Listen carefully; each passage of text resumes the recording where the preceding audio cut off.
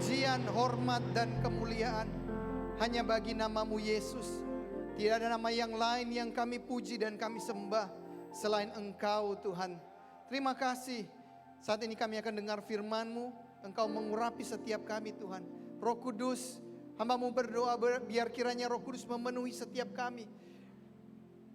Sebab kami percaya ketika Engkau memenuhi hidup kami, sesuatu yang besar terjadi dalam hidup kami. Terima kasih, kami mengucap syukur. Urapi hamba-Mu, segala pujian, hormat, dan kemuliaan hanya bagi nama Tuhan. Di dalam nama Tuhan Yesus, setiap kita yang siap untuk dengar firman Tuhan, sama-sama katakan amin. Sebelum duduk, bisakah katakan kiri kanan, saya senang melihat engkau beribadah hari ini. Saya senang melihat engkau beribadah hari ini. Silakan duduk Bapak Ibu sekalian. Wow, hari ini kita ada di Pentecost Sunday.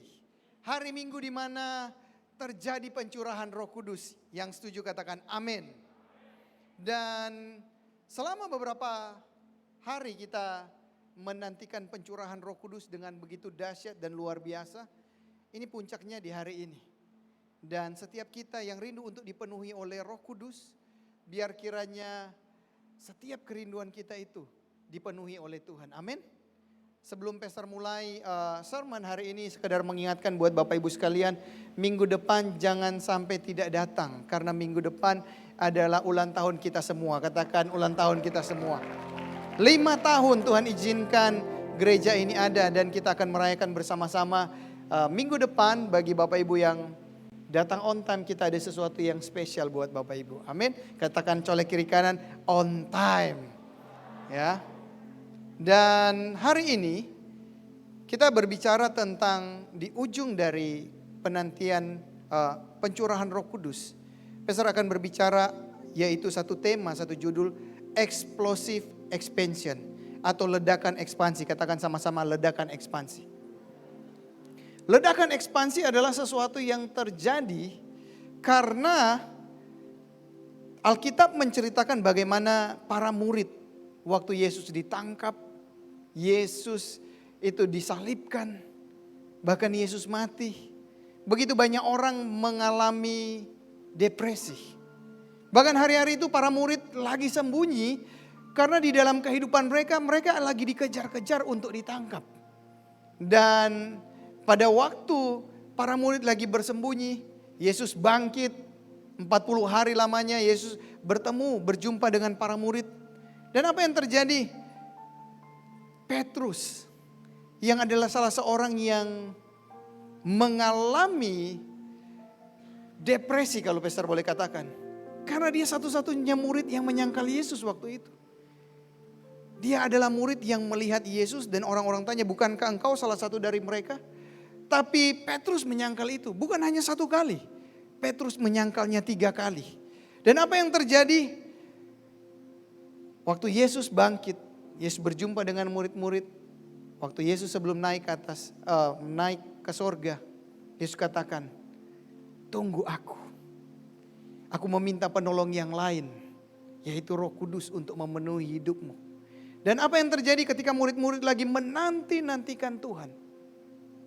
Tiba-tiba firman Tuhan di dalam Kisah Para Rasul 2 ayat 41 berkata, orang-orang yang menerima perkataan itu memberi diri dibaptis. Dan pada hari itu jumlah mereka bertambah kira-kira berapa? 3.000 jiwa.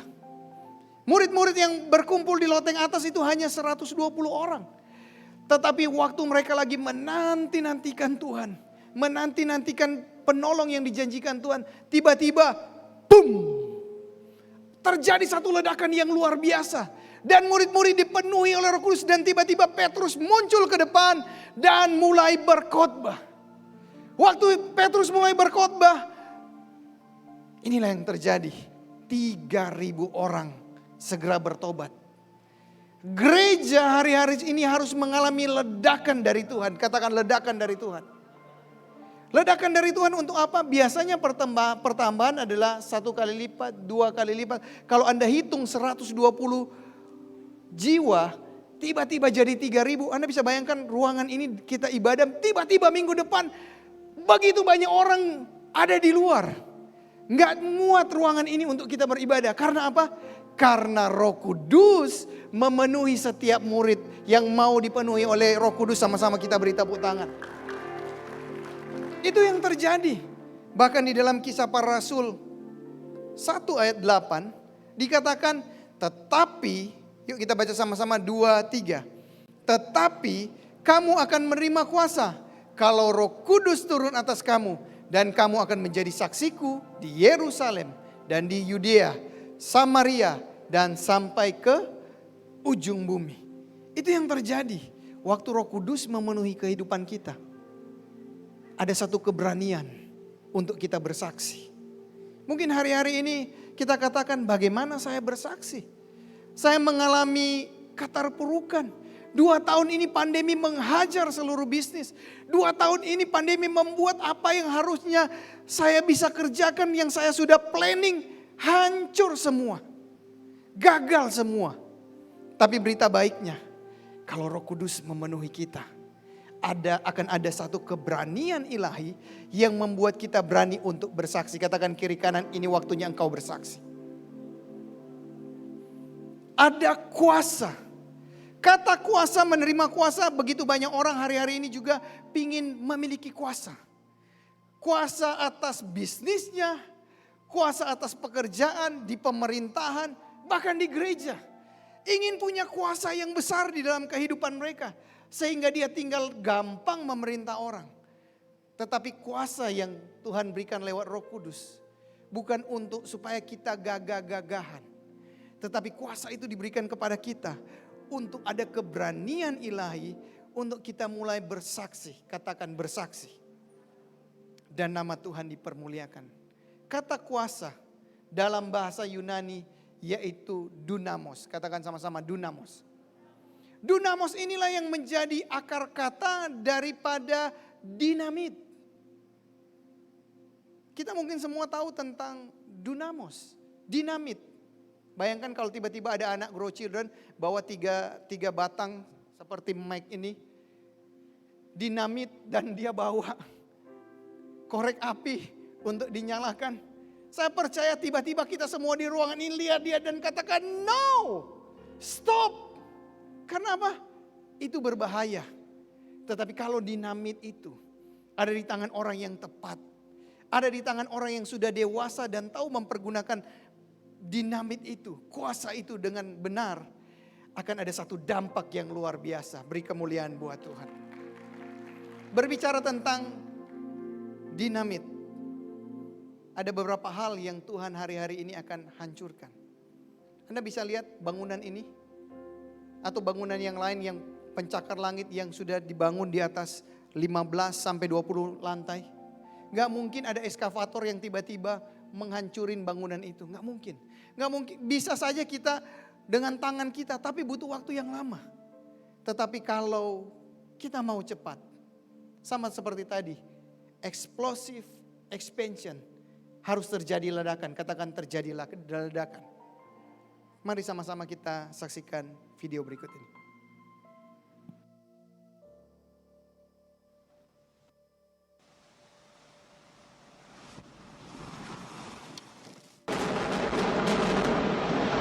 Ini adalah bagaimana gedung-gedung yang besar, gedung-gedung yang megah, itu dihancurkan.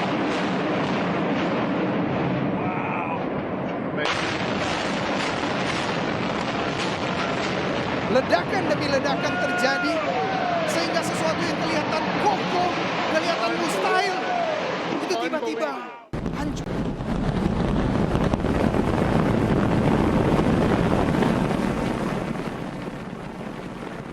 Dan yang terakhir Anda bisa lihat bagaimana kedahsyatan dari sebuah ledakan.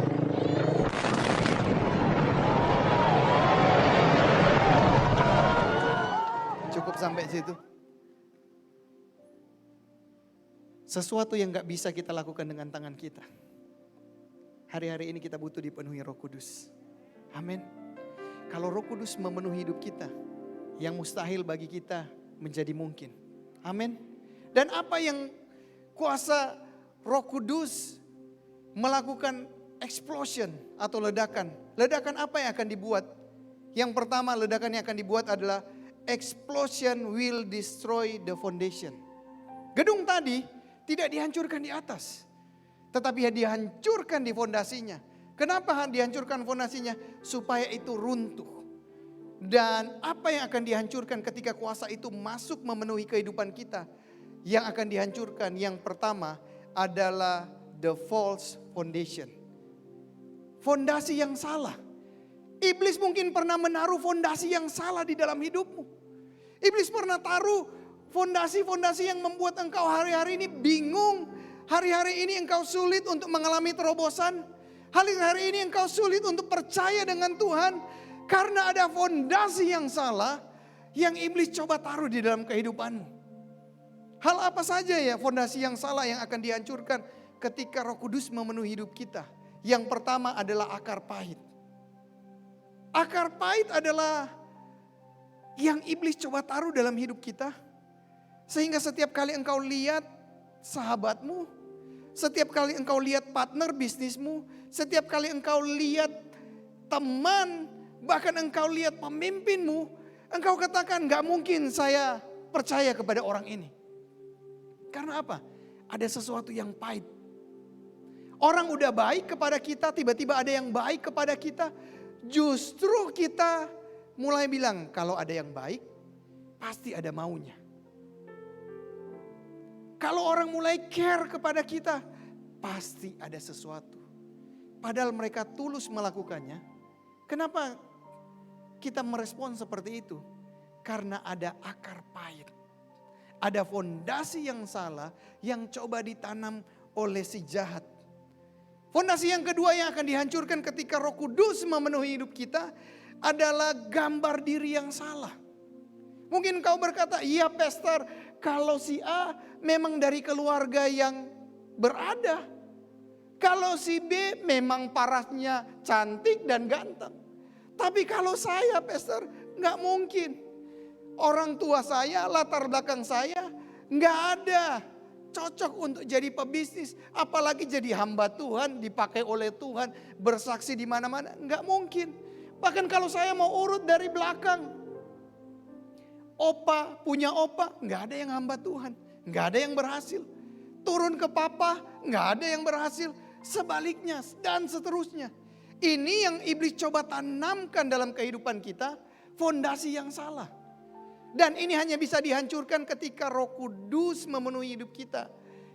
Kita akan mengerti ketika Roh Kudus memenuhi hidup kita. Firman Tuhan berkata, dan Roh Penolong itu akan mengajarkan dan mengingatkan kita. Mengajarkan dan mengingatkan kita apa? Firman Tuhan. Tuhan katakan waktu ciptakan manusia, waktu ciptakan hewan, tumbuhan hanya baik. Tetapi waktu Tuhan menciptakan manusia, Tuhan katakan sempurna.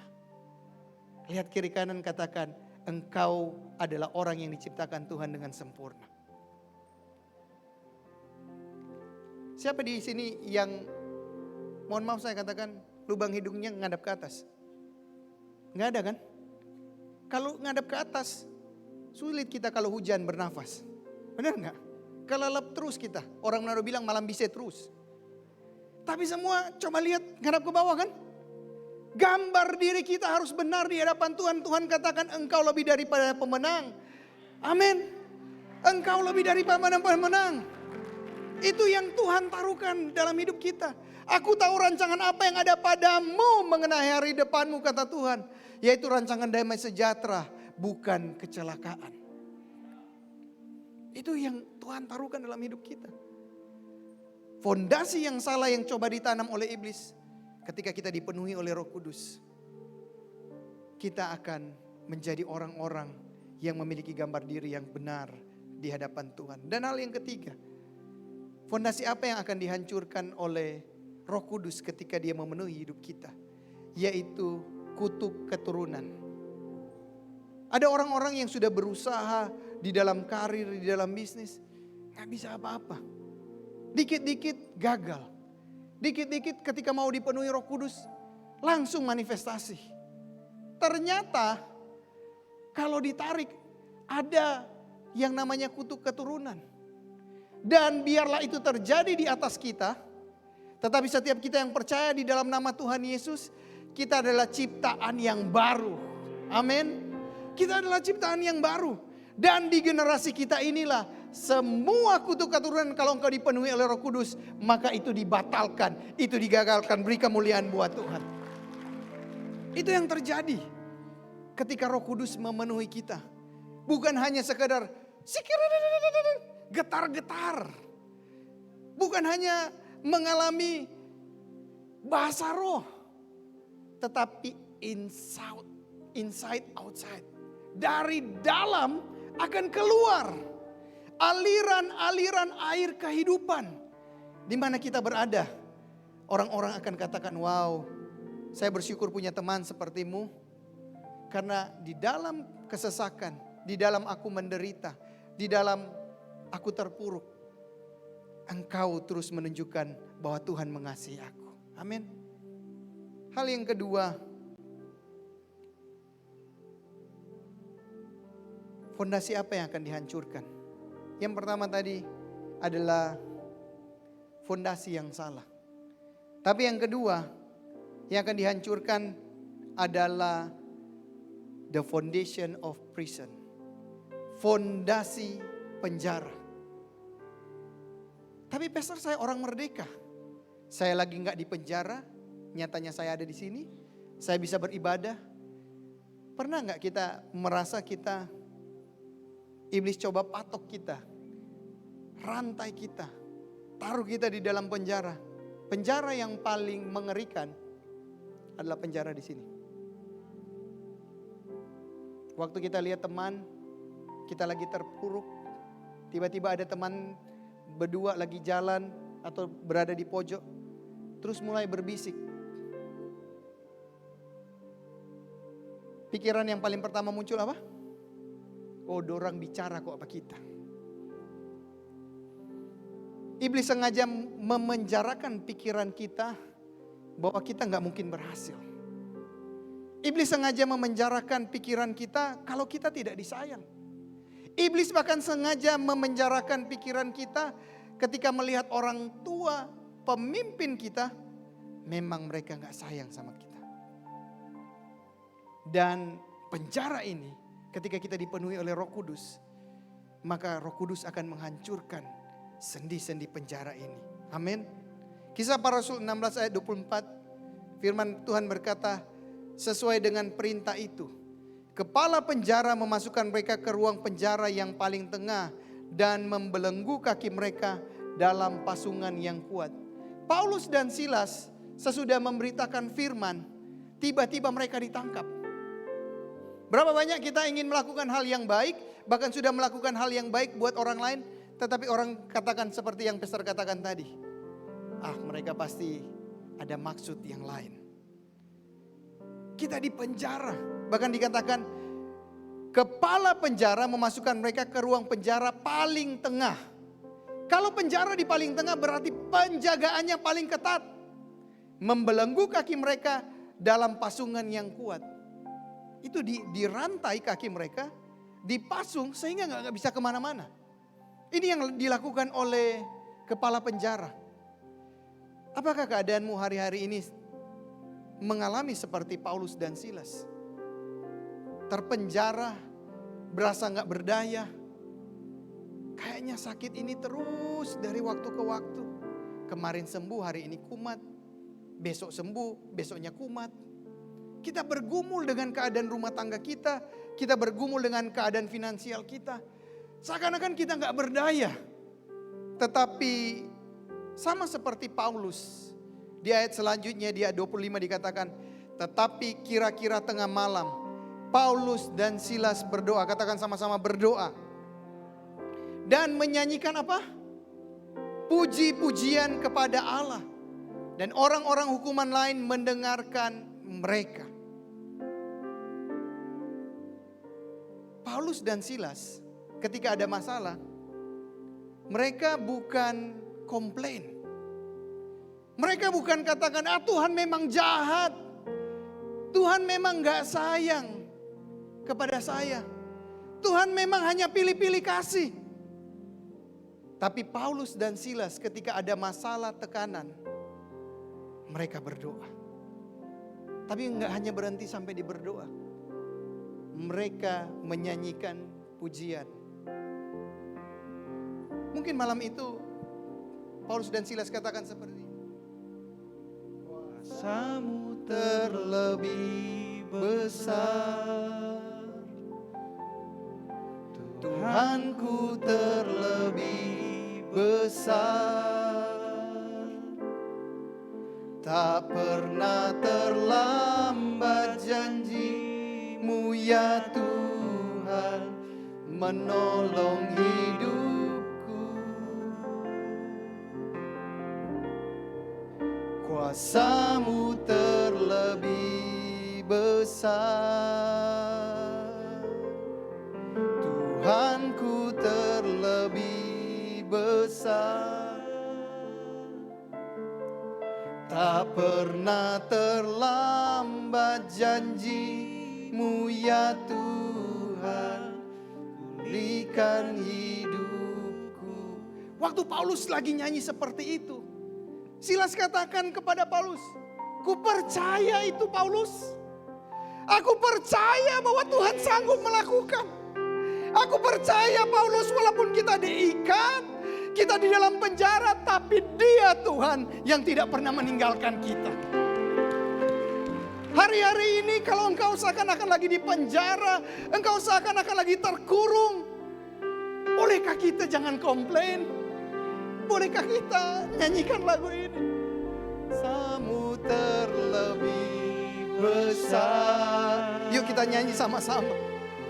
Tuhanku terlebih besar, tak pernah terlambat janji-Mu ya Tuhan, menolong hidupku. Kuasa-Mu terlebih besar. Sambil angkat tanganmu, tanda engkau berserah kepada Tuhan. Tuhanku terlebih besar, tak pernah terlambat janji-Mu ya Tuhan, pulihkan hidupku. Ku percaya, ku percaya. Amin Tuhan, Kau bekerja. Setiap belenggu dilepaskan, setiap penjara dirobohkan di dalam nama Tuhan Yesus. Di hidupku, ku percaya, ku percaya.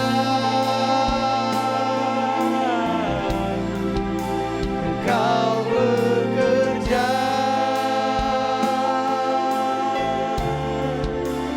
mendatangkan kebaikan, mendatangkan kebaikan.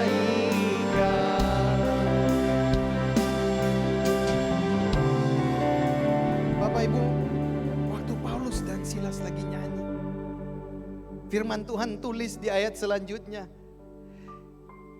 Dikatakan ayat 26. Yuk kita baca sama-sama 2, 3. Akan tetapi terjadilah gempa bumi yang hebat, sehingga sendi-sendi penjara itu goyah. Dan seketika itu juga terbukalah semua pintu dan terlepaslah belenggu-belenggu mereka. Haleluya! Iblis mau untuk kita diam. Iblis mau untuk supaya kita jangan nyanyi. Iblis mau supaya kita jangan berdoa. Supaya belenggu itu tetap mengikat kita. Rantai itu tetap memasung kita. Dan penjara itu membatasi kehidupan kita. Tapi ketika Roh Kudus memenuhi hidup kita. Dan kita mulai berdoa. Dan kita memuji Tuhan. Waktu kita memuji Tuhan, ingat baik-baik. Worship bukan mengenai bagus tidaknya suaramu. Worship berbicara tentang sesuatu yang lahir dari hatimu. Worship berbicara tentang Tuhan, ini aku Tuhan. Worship berbicara tentang engkau mau hancur hati kepada Tuhan, dan Tuhan akan menjamah hidupmu. Itulah worship. Penyembahan yang lahir bukan karena untuk performance, tetapi penyembahan yang lahir karena kita mengasihi Tuhan. Worship bukan mengenai, sekali lagi saya katakan, kunci C, kunci D, E. Tetapi ada sesuatu yang dari hati kita seakan-akan mau meledak. Mau meledak ketika Tuhan berbicara. Amin. Yuk tunduk kepala sebentar. Orabasikia rabaya rabaya rabaya. Oramataka rabaya. Ini waktu yang terbaik. Datang kepada Tuhan. Katakan Roh Kudus, Roh Kudus. Roh Kudus, aku butuh Engkau hari ini. Aku butuh Engkau memenuhi hidupku, Roh Kudus. Agar terjadi satu ledakan Roh Kudus yang akan melepaskan aku dari setiap fondasi yang salah. Yang akan melepaskan aku, Tuhan, dari setiap penjara keterikatan yang ada selama ini yang membelenggu aku, Tuhan. Aku butuh Roh Kudus, penuhi aku. Buka hatimu. Seberapa engkau rindu Roh Kudus memenuhi hidupmu. Tuhan taruhkan kepada pastor hari ini satu kata. Cukup. Cukup andalkan kekuatanmu. Ini waktunya andalkan Roh Kudus.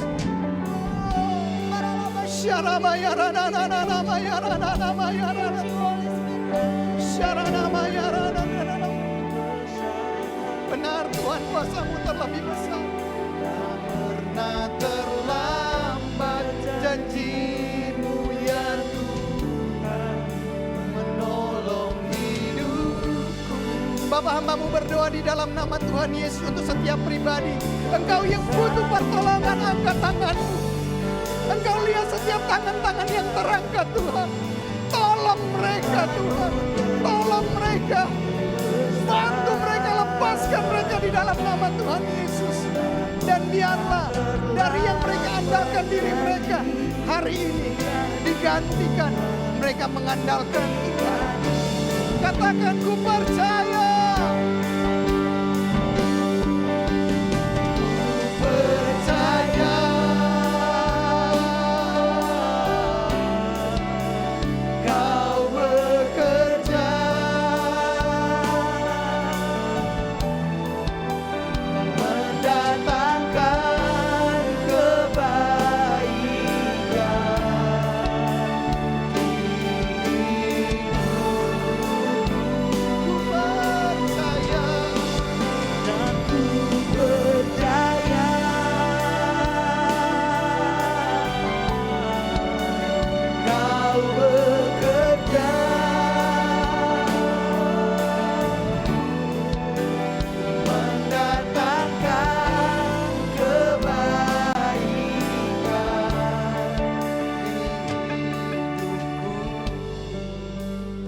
Kalau Tuhan izinkan engkau mengalami goncangan, shaking, ketika goncangan datang dalam hidupmu, jangan hanya lihat goncangannya, tetapi when you shaking, start singing. When you shaking, start singing. When you singing, you will rejoice. An explosion will come, an expansion will happen to your life. Itu akan terjadi. Setiap ada goncangan, nyanyi. Sebab di dalam nyanyian itu ada sukacita. Di dalam sukacita akan ada ledakan. Dan di dalam ledakan akan ada ekspansi yang dari Tuhan. Beri kemuliaan buat Tuhan. Wow. Wow. Terima kasih Tuhan Yesus. Hal yang kedua, hal yang terakhir. Selain Tuhan menghancurkan yang tadi dikatakan yang salah, menghancurkan fondasi-fondasi. Hal yang kedua yang Tuhan akan lakukan ketika Roh Kudus memenuhi hidup kita adalah explosion bring new expansion. Ledakan membawa ekspansi yang baru. Kalau sebentar kita lagi akan menyembah, kita lagi berdoa, dan engkau merasa ada sesuatu yang Tuhan ingin lakukan, kayaknya mau meledak, sesuatu yang dalam hatimu, jangan tahan. Mungkin ini menjadi titik balik dalam hidupmu, engkau mengalami Tuhan. Mungkin ini yang selama ini engkau rindukan Tuhan, tapi kenapa temanku mengalami lawatan? Temanku bisa nangis ketika menyembah Tuhan, aku enggak. Kalau engkau izinkan terjadi ledakan itu dalam hidupmu karena dipenuhi oleh Roh Kudus, maka akan ada ekspansi yang baru. Amin. Tahun 2022 adalah tahun paradigma yang baru. Jangan gunakan paradigma yang lama. Tinggalkan paradigma yang lama. Gunakan paradigma yang baru. Angkat tanganmu seperti ini. Katakan, Tuhan Yesus, yang ada di tanganku hanyalah sederhana, sesuatu yang terbatas. Tetapi ketika Tuhan urapi tangan ini, sesuatu yang terbatas, sesuatu yang sederhana ini akan membawa dampak yang luar biasa untuk kemuliaan nama-Mu. Aku akan berhasil, aku mengalami kemenangan, mengalami keterobosan, mengalami kesuksesan, dan nama Tuhan dipermuliakan. Beri tepuk tangan buat Tuhan. Wow. Waktu semakin dekat. Yesaya 43 ayat 18 berkata firman-Nya, janganlah ingat-ingat hal yang dahulu, dan janganlah perhatikan hal-hal yang dari zaman purbakala. Lihatlah, kata Tuhan, aku hendak membuat sesuatu yang baru, yang sekarang sudah tumbuh. Belumkah kamu mengetahuinya? Ya, aku hendak membuat jalan di padang gurun dan sungai-sungai di padang pelantara. Inilah ekspansi, inilah terobosan, sesuatu yang baru yang dari Tuhan. Amin.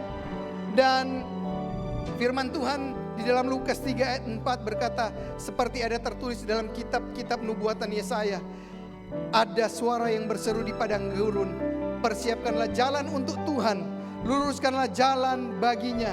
Setiap lembah akan ditimbun. Kalau engkau ada di lembah, jangan khawatir, lembahnya akan ditimbun oleh Tuhan. Setiap gunung, Tuhan, di hadapanku ada gunung masalah, di hadapanku ada bukit yang gak aku bisa lewati, Tuhan. Jangan takut, Roh Kudus memenuhi engkau, maka gunung dan bukit akan diratakan. Yang berliku-liku akan diluruskan, yang berlekuk-lekuk akan diratakan. Beri kemuliaan buat Tuhan. Wow. Syarabayara, mari kita bangkit berdiri. Saya merasakan ada hadirat Tuhan yang begitu kuat untuk mengalami terobosan. Wow. Ujung dari kita mengalami explosion, expansion, cuman satu. Di Lukas 3 ayat 6 berkata, dan semua orang akan melihat keselamatan yang dari Tuhan. Semua orang, keluargamu akan diselamatkan, bosmu akan diselamatkan, teman-temanmu akan diselamatkan, Beri kemuliaan buat Tuhan. There is power in the name of Jesus. Come on. Hari ini saya dengar suatu kelepasan yang terbaru dilepaskan. Yang sakit dibebaskan dan disembuhkan. Come on church, come on. There is power in the name of Jesus. Kita declare hari ini, come on. To break every chain, to break every chain, to break every chain. Every voice, come on. There is power in the name of Jesus.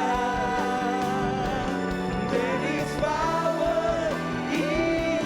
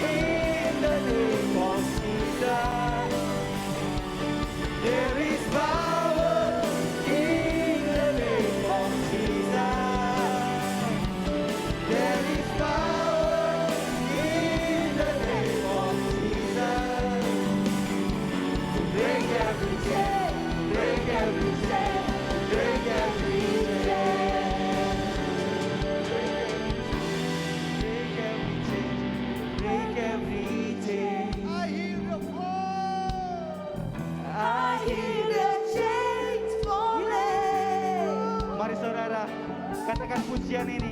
I hear the chains falling. Dengarkan, come on. Dengarkan Ada suara rantai-rantai kehilangan, yang come on. diputuskan. Hear the chains Dengarkan. Ada belenggu-belenggu yang dipatahkan. I hear the chains falling. Apa yang selama ini mengikat engkau diputuskan di dalam nama Yesus. Merdeka. Engkau menjadi pribadi yang merdeka.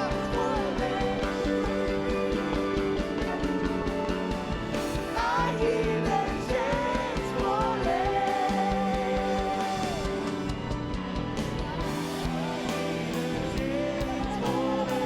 Yuk kita berbahasa roh sama-sama. Horabaya rabaya rabaya rabaya rabaya rabaya.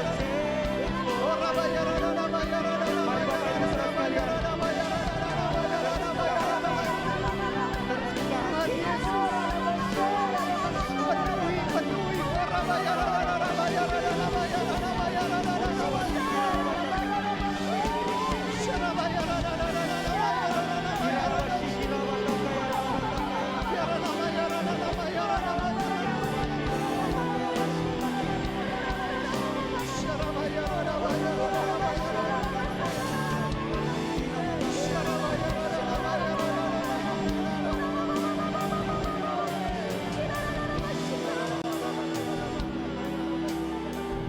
Kita akan segera menyelesaikan ibadah kita, tapi setelah selesai ibadah ini, bagi Bapak Ibu yang rindu untuk didoakan, Anda bisa maju ke depan.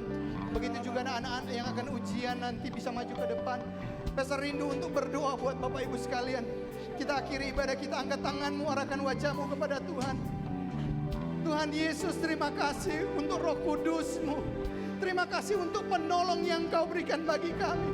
Penuhi kami dengan Roh Kudus, sehingga terjadi ledakan yang dahsyat untuk kemuliaan nama-Mu Tuhan. Hamba-Mu berdoa, diberkatilah Engkau ketika Kau masuk dan keluar. Diberkatilah di kota maupun di desa, di gunung maupun di lembah. Diberkatilah setiap bakul adonan-Mu dan diberkatilah buah kandungan di dalam nama Tuhan Yesus. Biarlah keberhasilan dari Tuhan senantiasa menjadi bagian-Mu dan keluarga-Mu. Dan kiranya berkat di dalam nama Bapa, Putra dan Roh Kudus, yaitu berkat di dalam nama Tuhan Yesus, menjadi bagian kita semua.